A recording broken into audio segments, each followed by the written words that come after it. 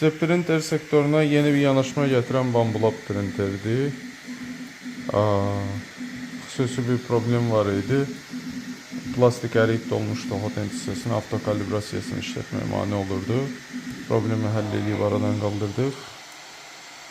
İndi adam balası kimi işlə vəziyyətdədir. Belə.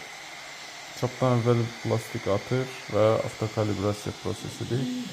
Hal-hazırda uzluqları təmizləmək üçün ora gələcək. Və intikirişni hərəkətləri var.